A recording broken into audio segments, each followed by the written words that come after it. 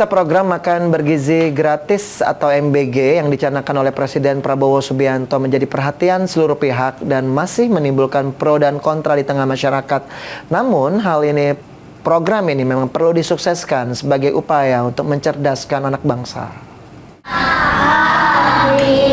Pelaksanaan makan bergizi gratis MBG yang menjadi program unggulan ala Presiden Prabowo Subianto saat ini terus digencarkan, khususnya di kalangan pelajar dari tingkat SD hingga SMA maupun SMK.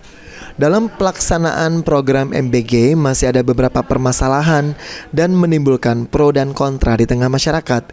Namun pelaksanaan MBG ini sendiri sebagai upaya dari pemerintah untuk mencerdaskan anak bangsa.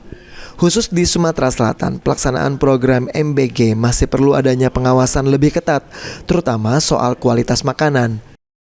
Ada formula yang tepat, ini bisa jadi solusi untuk satu, pencerdasan anak-anak, lalu kemudian ini juga bagian dari amanat Undang-Undang Dasar sebagai ikhtiar mencerdaskan. Hal senada disampaikan Zainul, Ketua Staf Palembang, yang mengungkapkan efektivitas pelaksanaan MBG perlu adanya kontrol dari masyarakat terkait ketepatan sasaran. Diharapkan program MBG menjadi solusi menyelesaikan masalah gizi anak-anak. Solusi untuk menyelesaikan permasalahan yang ada di masyarakat, khususnya di anak-anak atau pemuda yang masih dalam masa menyelesaikan pendidikan dasar yang